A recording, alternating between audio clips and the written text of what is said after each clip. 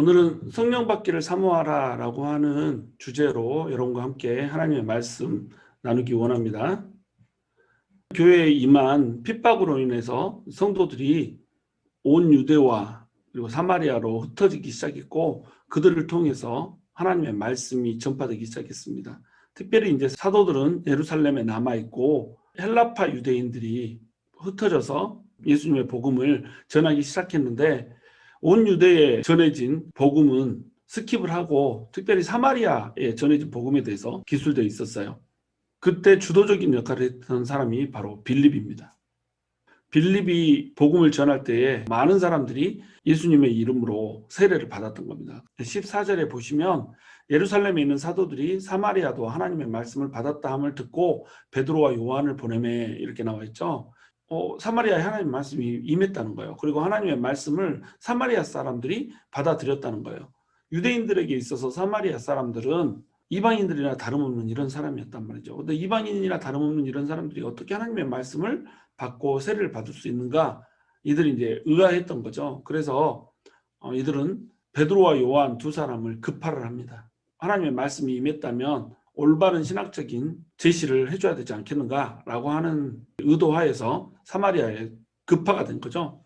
15절에 보시면 그들이 내려가서 그들을 위하여 성령 받기를 기도하니 이는 한 사람에게도 성령 내리신 일이 없고 오직 주 예수의 이름으로 세례만 받을 뿐이더라. 이에 두 사도가 그들에게 안수함에 성령을 받는지라. 이 부분이 굉장히 논란이 많이 될 수밖에 없는 부분이에요. 왜냐하면 예수님을 이미 믿었잖아요. 그럼 예수님을 이미 믿으면 이들한테는 성령님이 있다는 뜻이잖아요. 성령님 없이 예수님을 믿을 수 있다. 이건 우리가 이제 상상할 수 없는 거란 말이죠. 그런데 그들이 예수님을 이미 믿었고 또 하나님의 말씀을 받았고 이렇다고 했는데 내려가서 보니까 성령 내리신 일이 없다고 하는 거예요. 그러면 성령을 받지 않고도 예수님을 믿을 수 있다라고 하는 결론이 되어버리잖아요. 그래서 이제 논란이 되기 시작하는 겁니다. 성령 세례를 받는 시점이 언제냐는 거죠. 예수님을 믿을 때 성령을 받는 것인가, 아니면 믿는 거하고 성령 세례가 따로 있는 것인가, 아니면 성령 세례 없이 예수님을 믿는 이 껍데기의 상태, 구원을 받지 않았지만 예수님을 믿는다라고 얘기하는 이 상태가 지속되다가 어느 시점에 성령님이 임하면 그때 구원받는가, 너무너무 이제 복잡해지는 거예요. 그래서 오늘은 그것을 좀 정리하는 시간을 가질 수 있도록 그렇게 할게요. 이 문제를 바라보는 관점이 이제 크게 두 가지로 나뉠 수가 있어요. 정확한 성령 세례의 증거가 필요하다, 이렇게 보는 거죠. 주로 초기 오순절, 지금은 이제 오순절 계통도 이런 극단적인 생각을 하지 않는데, 초기 오순절 계통의 성도들은 이렇게 생각을 했어요. 그리고 그 리더들이 이렇게 가르쳤죠. 정확한 성령 세례의 증거가 필요하다. 그 증거 없이는 성령 세례를 못 받았다는 뜻이다. 이렇게 이제 오해를 했던 겁니다. 그래서 그 성령 세례의 증거로 가장 많이 이제 대두되는 게 방언이었어요. 성령님께서 임하시면 성령님께서 임하신 증거로 방언이 임해야 된다, 이렇게 생각했던 거죠. 그래서 방언할지 모르면 구원을 받지 못했다라고까지 극단적으로 이제 주장을 했던 겁니다. 이런 주장을 이제 하면 안 되죠. 관점 두 번째는 뭐냐면 주로 이제 장로교단에서 하는 주장인데, 예수를 믿으면 성령 세례를 받는다. 예수를 믿을 때 이미 성령 세례는 받은 거고, 이 장면은 성령 충만을 얘기하는 것이다. 그래서 성령 세례와 성령 충만을 구분을 하는 거예요.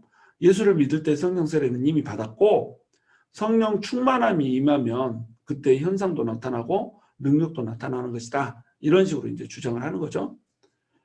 그러면 이제 첫 번째 관점의 사람들은 무슨 소리냐? 성령 세례는 독특한 특징이 있어야 되는 거고, 성령 세례를 받고 난 이후에 성령 충만한 상태를 유지하는 거다. 이런 식으로 이제 주장을 하는 겁니다. 여러분, 어떤 것이 맞는 것 같아요? 고린도전서 12장 3절에 보시면, 그러므로 내가 너희에게 알리노니 하나님의 영으로 말하는 자는 누구든지 예수를 저주할 자라 하지 아니하고 또 성령으로 아니하고는 누구든지 예수를 주시라 할 수 없느니라 라고 기록하고 있어요. 성령님이 하나님의 영이잖아요. 그 하나님의 영으로 말하는 사람은 누구든지 예수님을 저주할 자라 말하지 않는다는 거죠. 그리고 성령님이 우리 안에 없으면 누구든지 예수님을 주라고 시인할 수 없다라고 하는 겁니다. 그러니까 예수님을 우리가 주님으로 모시고 당신이 내 인생의 주인입니다. 그러면 이미 성령을 받았다는 거예요. 예수님을 주로 시인하면 성령은 이미 받았다는 겁니다. 그러니까 방언하지 않으면 구원이 없다라고 주장하는 오순절 초기 주장은 너무 극단적이고 또 옳지 않은 성경적 근거가 없는 주장이라는 거죠. 그런데 예수를 믿었는데 성령 내리신 일이 없다라고 표현을 하고 있어요. 성령 세례를 이미 예수를 믿을 때 받은 거잖아요. 근데 성령 내리신 일이 없다라고 지금 기록을 하고 있는 겁니다. 그러니까 이제 초기 오순절 개통에서 그런 주장을 이 말씀을 근거로 했던 거예요. 봐라, 성령님이 내리신 일이 없대잖냐. 그런데 왜 너네가 있다고 그러냐. 이렇게 이제 얘기를 하는 겁니다. 이 문제에 대해서 여러 가지 해석 방법이 있어요. 이 문제를 한 4가지 정도로 이제 다르게 각자 해석을 하는 겁니다. 첫 번째 해석은 뭐냐면 사마리아 사람들이 그 전에는 예수를 믿지 않았다는 거예요. 진심으로 예수를 믿지 않고 그냥 복음을 전할 때 표적이 나타나니까 그래 우리도 세례를 받고 이 표적을 누려야겠다 이렇게 생각했다는 거죠. 그랬다가 두 사도가 왔을 때에 비로소 예수님을 믿고 성령을 받고 중생했다 이렇게 주장하는 겁니다. 이 주장은 굉장히 틀린 주장이죠. 왜냐하면 12절에 보면 빌립이 하나님 나라와 및 예수 그리스도의 이름에 관하여 전도함을 그들이 믿고 남녀가 다 세례를 받으니 이렇게 나왔잖아요. 하나님의 나라도 믿었고 예수 그리스도의 이름에 관해서도 믿었다는 거죠. 하나님의 나라도 믿고 예수 그리스도의 이름을 믿었으면 이건 당연히 예수님을 믿은 거죠. 예수님을 믿었으면 어때요? 성령님이 이미 그들 안에 임한 겁니다.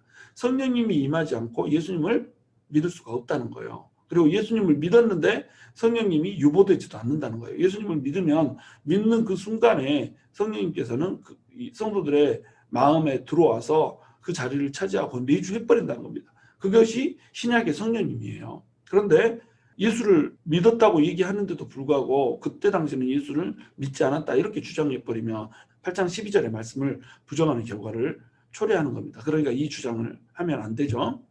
두 번째 주장은 뭐냐면 사마리아인들은 진정으로 중생했고 나중에 따로 사도들이 왔을 때 성령 세례를 받는 체험을 했다라고 이제 주장을 하는 겁니다. 이 주장은 어떤 것이 문제냐면 성령 없이 구원이 없다는 말이 위배가 돼요. 우리가 성령을 받으면 성령을 받는 순간에 구원이 임하는 거잖아요. 그런데 사마리아인들은 진정으로 중생을 했다. 성령 세례를 받지 않았는데 어떻게 중생을 할 수가 있어요? 성령이 임해야지 중생을 할 수가 있죠. 그런데 여기서는 지금 성령 세례 없이 중생을 했다라고 거듭났다라고 지금 얘기를 하고 있는 꼴이 돼버린다는 거죠. 그러니까 이것도 틀린 말이 돼버리는 겁니다. 중생과 성령 세례를 구분하면 안 된다는 거예요. 너희가 물과 성령으로 거듭나지 않으면 구원을 얻을 수 없다. 하나님 나라에 갈 수 없다. 예수님께서 이렇게 말씀했잖아요. 그런데 예수님을 믿으면 우리가 구원 받잖아요.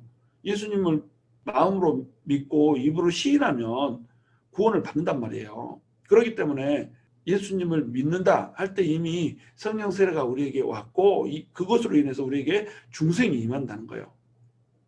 그렇기 때문에 이렇게 주장하는 것도 이제 틀린 것이 되는 겁니다. 3번 주장은 뭐냐면 예루살렘 교회와 사마리아 교회 사이의 연속성을 보장하기 위해서 이들에게 이미 예수님을 믿는 그 중생에 이르는 믿음이 임했지만 성령 세례가 이때에만 연기가 됐다 이렇게 주장을 하는 거예요. 이거는 말도 안 되는 기형적인 짜집기 주장이죠. 이건 이제 은사중주론자들의 주장입니다. 은사중주론을 펼치다 보니까 이런 짜집기식 주장이 생겨나 버린 거예요. 은사가 없다라고 하는 것을 주장을 해야 되는데 이 말씀에 입각하면 성령 세례가 따로 있는 것으로 성령님이 다시 눈에 보이게 임하는 그런 것들이 나타나야 되는 것으로 이제 기록이 돼 있다는 거죠. 그러니까 사마리아 사람들에게 믿음을 통해서 중생에 이르게 하는 그 일은 일어났지만 성령 세례는 연기됐다. 그래서 나중에서야 성령 세례가 임했다. 이렇게 이제 주장하는 엉터리 주장을 하게 되는 겁니다. 네 번째 주장은 뭐냐면 사마리아 사람들이 예수님을 믿는 순간에 이미 거듭났고 성령도 받았지만 베드로와 요한이 안수를 했을 때 특별한 은사와 은혜들을 받았다. 라고 이제 주장을 하는 겁니다. 이것이 가장 합리적이고 타당한 주장이에요. 왜냐하면 고린도전서 12장 3절에 말씀하신 성령이 아니고는 예수를 주라 시인할 수 없다라고 하는 거, 이 말씀에 위배되지 않으면서도 예수님을 믿는 그 순간에 우리 안에 성령님이 이미 임했다라고 하는 것, 그것이 바로 성령 세례라고 하는 것, 이것을 위배하지 않으면서도 모순되지 않고 충돌되지 않고 받아들일 수 있기 때문에 이렇게 보는 것이 가장 타당하다는 거예요. 이 사람들은 이미 예수님을 믿을 때 성령을 받았어요. 그리고 중생했어요.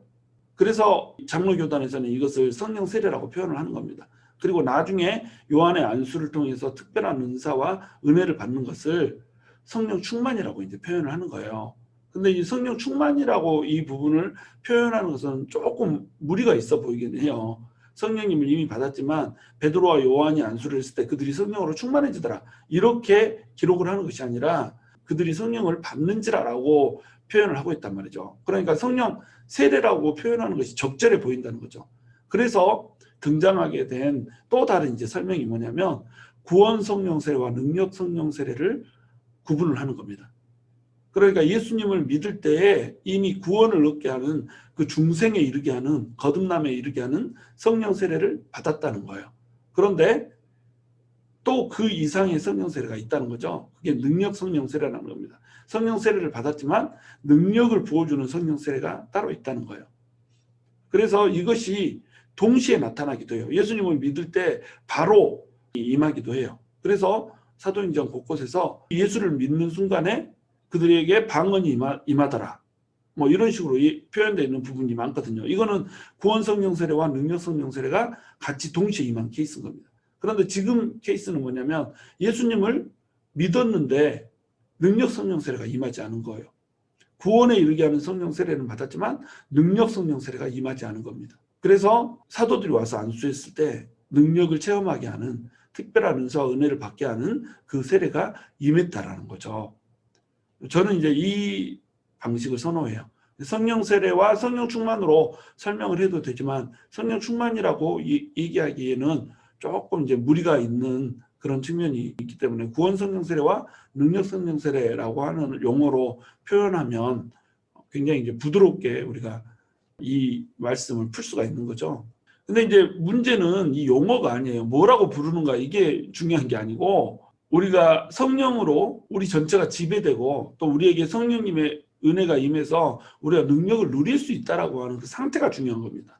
용어가 중요한 것이 아니라 우리의 상태가 중요한 거예요. 물론 신학적으로는 용어라고 하는 것이 매우 중요하죠. 그러나 우리가 신앙생활 하는 데 있어서는 용어를 성령 충만이라고 쓴다면 그 용어대로 성령 충만한 상태를 유지하는 게 중요하다는 거예요. 그 용어를 능력 성령 세례라고 부른다면 그 능력 성령 세례 상태를 우리가 유지하는 것이 중요하다는 겁니다. 그 구분이 구원 성령 세례가 있고 능력 성령 세례가 있고 이거 가지고 논쟁하고 어떤 것이 옳냐, 이건 뭐 신학자들이 하는 일이고 우리는 그 성령님을 누리면 되는 거예요. 성경에 나와 있는 대로 성령님이 예수를 믿었음에도 불구하고 그 이후에 성령 받는 일이 또 있다라고 한다면 받으면 되는 거예요. 그것이 우리가 할 일이라는 겁니다. 그러므로 중생은 시작일 뿐 더 있다는 거예요. 예수 믿는 그 시점에 우리는 구원을 얻고 천국의 시민권자로 살아가지만 그거 이상의 것이 더 있다고 하는 겁니다. 더 있는 것을 우리가 누려야 된다는 거예요. 예수 이름으로 세례받는 그 이상이 우리에게 필요하다는 겁니다. 그렇지 않으면 사도들이 일부러 방문해가지고 안수 기도를 해서 그들에게 성령을 받게 하는 일을 또 따로 할 필요가 없다는 거죠. 예수님의 이름으로 세례받았지만 세례받는 그 이상의 것이 있고 그 이상의 것을 우리는 누려야 된다는 거예요. 능력 성령 세례를 받을 때는 나타나는 현상들이 있습니다. 성령님이 임했다고 하는 사실을 어떻게 알았을까요? 사도들이 안수를 하며 그들이 성령을 받더라. 성령 받는 것을 어떻게 알아요? 눈에 보이지 않는데 성령 받았다는 사실을 어떻게 합니까? 그들에게 성령 세례 받을 때에 나타나는 현상이 있었던 거예요. 능력 성령 세례가 임하면 그들에게 현상이 임하는 겁니다. 그 현상은 이제 보통 방언으로 임하죠. 그러나 방언 이외에도 여러 가지 현상들이 나타나요. 어떤 사람은 떨기도 하고 어떤 사람은 쓰러지기도 하고 어떤 사람은 굴러다니기도 하고 어떤 사람은 그 뜨거움을 견디지 못해서 소리를 지르기도 하고 또 어떤 사람은 심지어 입신하기도 해요. 또 어떤 사람은 방언으로 막 찬양을 하기도 하고, 또 어떤 사람은 웃기도 하고, 이런 현상들이 나타나요. 이 현상들을 가지고 이것은 성령님이 하시는 일이 아니다. 이렇게 이상한 일을 성령님이 하실 이유가 없다. 성령님이 왜 쓰러지게 하느냐. 이렇게 해버리면 안 된다는 거죠. 왜냐하면 현상은 현상일 뿐이기 때문에 그렇습니다. 현상으로 이것이 진짜다 가짜다를 판단하면 안 된다는 거죠. 마찬가지로 현상으로 이것을 이러니까 너무 소중해라고 해도 안 되는 거예요. 현상은 현상일 뿐이에요. 본질이 아니에요. 그러니까 현상을 쫓으면 안 된다는 겁니다. 나는 성령님이 너무 임해가지고 막 굴러다녔어. So what? 나는 성령님이 너무 임해가지고 몸이 너무 뜨겁더라. So what? 아무런 우리에게 변화를 가져다 줄 수 없다는 겁니다. 그러나 현상이 임하면 우리한테 어떤 유익이 있냐면 현상이 임했기 때문에 하나님이 체험돼 버린 겁니다. 거부할 수 없는 하나님이 있을까 없을까라고 하는 생각을 더 이상 하지 않아도 되는 명확한 증거를 그 현상을 경험한 사람은 체험한 사람은 느낄 수가 있는 거예요. 이 현상은 왜 임하냐면 성령님이 우리에게 임할 때 성령님이 우리의 영 안으로 들어오는 거잖아요. 우리 안에 성령님이 거해버리는 거예요. 성령님이 들어오면서 우리의 육신과 육신을 장악하고 있는 어떤 영과 성령님의 인카운터가 일어나죠. 이러면서 일어나는 현상이 있어요. 또한 성령님이 임하면 성령님이 우리의 영혼뿐만 아니라 육신까지도 주장해버려요. 그래서 우리의 육신에 필요한 부분을 만지시기도 하고 우리의 육신이 완벽하게 하나님 앞에서 항복되어지는 그런 체험을 하기도 해요. 그래서 많은 순간에 성령님이 임하면 그 성령님이 임하실 때 바닥에 붙어버려서 일어나지를 못해요. 성령님이 임하셔서 쓰러지게 함으로써 내 육신을 내가 내 마음대로 주장했었는데 내 마음대로 주장하지 못하는 거예요. 성령님이 완벽히 내가 너를 주장한다. 완벽히 너를 내가 장악하고 너를 다스린다. 너는 내 앞에서 이렇게 붙들린 삶을 살아라 라고 하는 것을 보여주는 겁니다. 그러니까 힘이 빠지고 성령님이 완전히 육신을 장악해버린 이 상태로 누워서 일어나지를 못하는 이런 상태가 되는 거예요. 내가 움직이기 원하는 방식으로 움직이는 것이 아니라 성령님이 움직여버리는 거예요. 그러면서 어떤 사람에게는 치유가 임하기도 하고 어떤 사람에는 마음의 상처가 회복되기도 하고 이런 일들이 이제 벌어지더라는 겁니다. 이것이 이제 현상들이거든요. 이게 현상이 갖는 유익입니다. 그러나 이 현상은 본질이 아니라는 거예요. 이 현상 뒤에 있는 성령님이 본질이고 이 성령님을 표현하고 있는 말씀이 본질이고 복음이 본질이라는 거죠. 그러니까 현상만을 쫓아서 다니면은 어떻게 되겠어요? 캠프 신앙이 돼버리는 겁니다. 그런 현상이 있는 것만 쫓아다니면서 헛것을 쫓아다니는 거죠. 눈에 보이는 거, 소리도 지르고 막 웃기도 하고 막 이런 거, 명확히 하나님이 있다라고 하는 어떤 증거가 있는 그런 것을 찾아다니면서 그걸 누리고 싶고 보고 싶고 이런 거예요. 그렇게 신앙생활을 하면 안 된다는 겁니다. 현상을 또한 너무 무시하거나 조롱해 버려도 안 돼요. 이건 천박하다. 이런 현상은 좀 꼴보기 싫으니까 나는 저런 현상은 주지 마세요. 이렇게 하면 안 된다는 거죠. 왜냐하면 성령님이 하시는 일이잖아요. 성령님이 하는 일을 보기 싫다. 이거는 이상하다. 심지어 어떤 사람은 귀신의 장난이다. 이렇게까지 표현하거든요. 또 어떤 사람은 성도들에게 저는 방언 안 합니다. 이렇게 인사를 시키더라고요. 그런 얼빠진 목사님도 있어요. 근데 현상을 무시하거나 조롱하지 말라고 하는 이유는 뭐냐면 이 현상이 만약에 성령님으로부터 온 것이라고 한다면 성령님으로부터 온 것을 귀신이 했다라고 얘기하기 때문에 성령님을 귀신으로 지금 전락시켜버리는 일을 하고 있는 겁니다. 이거 굉장히 위험한 거예요. 예수님이 귀신들을 쫓아냈을 때 바리새인들이 뭐라고 그래요? 저가 귀신의 왕인 바알세불의 힘을 얻어서 귀신들을 쫓아내는도다 이렇게 얘기하잖아요. 그랬더니 예수님께서 뭐라고 그래요? 성령을 모독하지 말라. 성령을 회방하지 말라. 성령 회방죄는 결코 용서받을 수 없다. 죄사함이 없다. 이런 식으로까지 예수님께서 표현을 하시잖아요. 성령님이 하시는 일인데 이것을 귀신으로 모독을 해버리는 겁니다. 감히 어떻게 잡귀에다가 성령님을 비교해버리냐는 거죠. 그러니까 이렇게 하면 안 된다는 거예요. 은사 중지론과 은사 집착론 이 두 가지 다 우리가 경계를 해야 된다는 겁니다. 은사 중지론은 은사가 사도시대 이후에 끝났다라고 주장을 하는 거예요. 그래서 지금은 은사도 없고 방언도 없고 예언도 없고 또 영분별도 없고 그냥 말씀으로만 예수님을 믿으면 된다라고 얘기를 하는 거예요. 그런데 사도행전 전체가 또 고린도전서 12장, 14장이 은사에 대해서 계속 얘기를 하고 있는데 은사가 왜 중지됐다고 얘기를 해요. 사도시대 이후에는 은사를 중지시킬 것이다 라고 하는 성경적인 말씀이 그 어느 곳에도 존재하지 않잖아요. 그런데 은사가 중지됐다라고 주장하면 성경적 근거 없이 자의적으로 성경을 해석하는 것이 돼버린다는 거예요. 이 은사 중지론은 종교개혁 시대에 종교를 개혁하려고 하는 사람들이 천주교의 미신적인 세태들을 뒤집어 엎으려고 종교개혁을 한 거잖아요. 이때는 미신이 엄청나게 득세를 했거든요.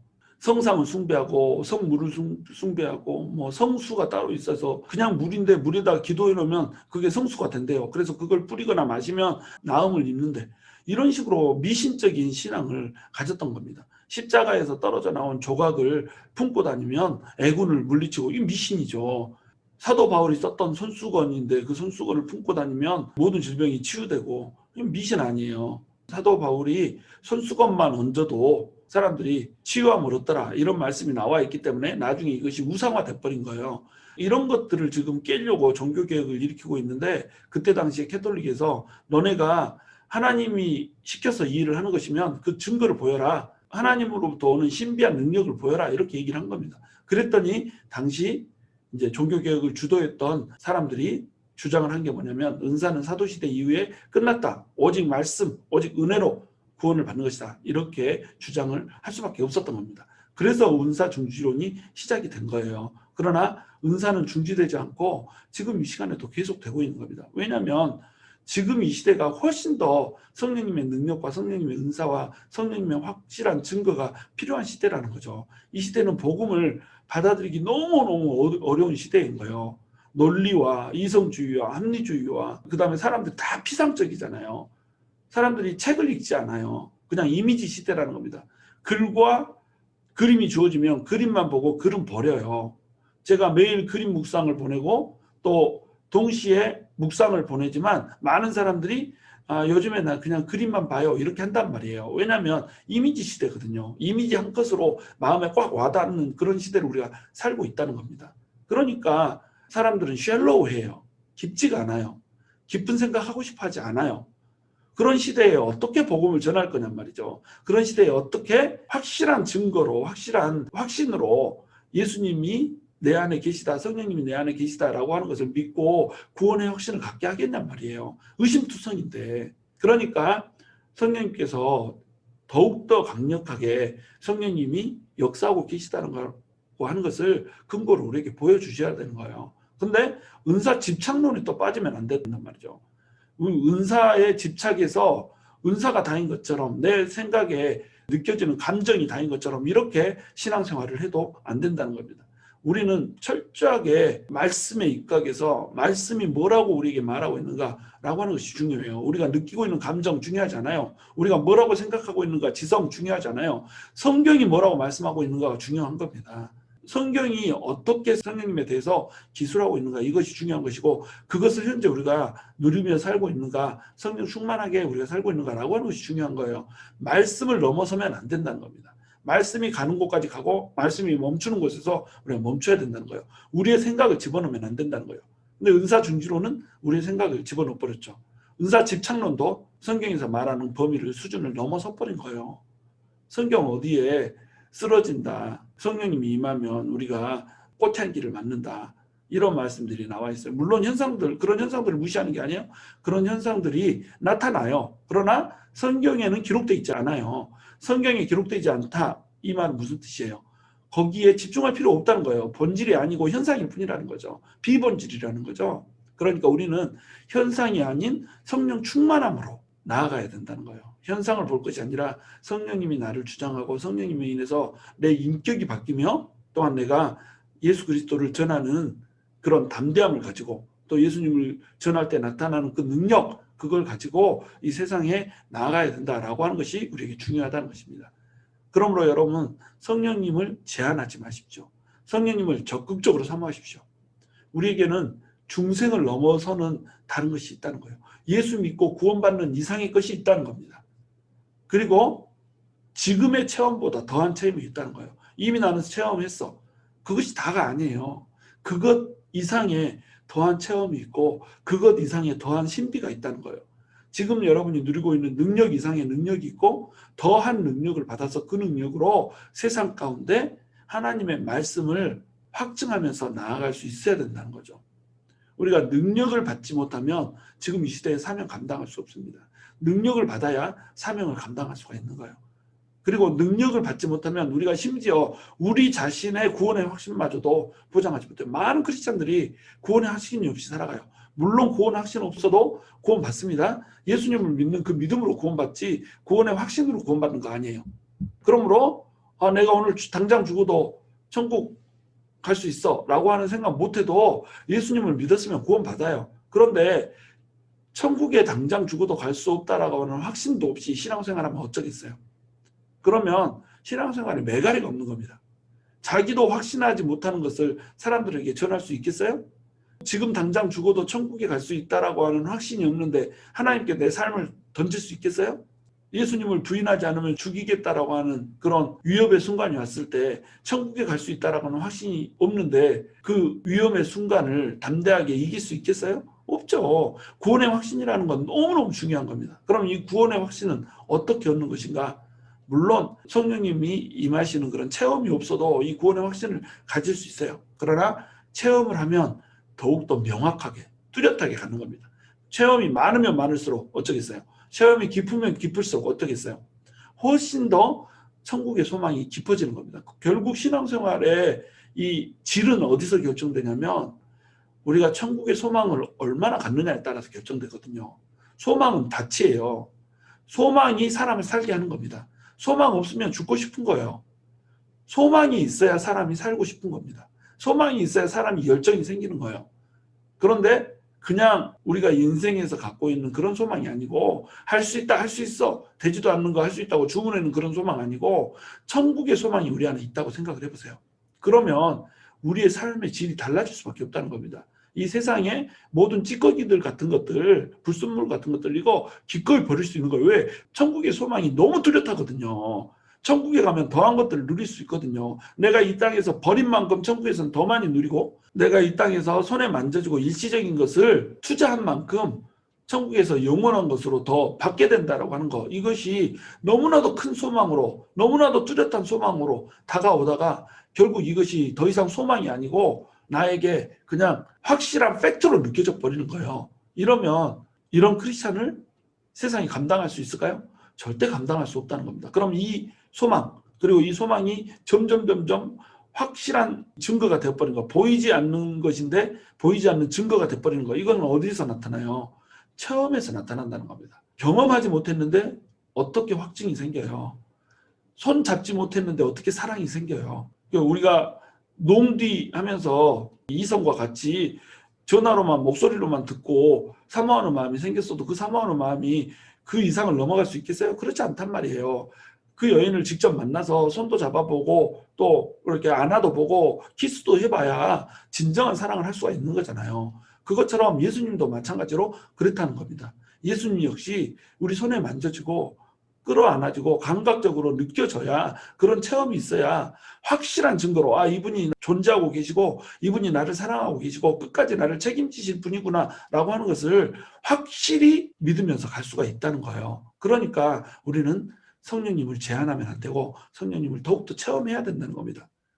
성령님은 인격이세요. 그러므로 우리가 성령님을 거절하잖아요. 절대 성령님 우리한테 오지 않아요. 은사는 끝났다. 저건 귀신의 장난이다 라고 얘기하는 사람들이 성령님을 체험하지 못하는 이유가 뭔지 아세요? 성령님을 귀신이라고 얘기하거든요.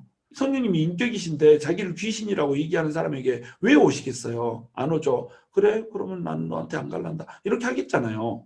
우리가 성령님을 쌍수를 두고 본격적으로 환영을 해야 우리 안에 성령이 충만해지는 겁니다. 그리고 성령님을 절대 모독하면 안 된다는 거예요. 성령님이 우리에게 무언가를 하시면 성령님이 이렇게도 하시는구나 라고 이해를 하면서 성령님께서 마음껏 나를 주장하세요. 성령님께서 마음껏 나를 다스리세요. 이렇게 하고 성령님께 다 우리를 내어드리고 맡기는 겁니다. 그러면 성령님께서 우리의 육신만 주장할 뿐만 아니라 우리의 마음도 주장하셔서 성령님이 하시고자 하는 일대로 성령님이 하시고자 하는 뜻대로 우리를 드라이브하고 몰아가신다는 말이에요.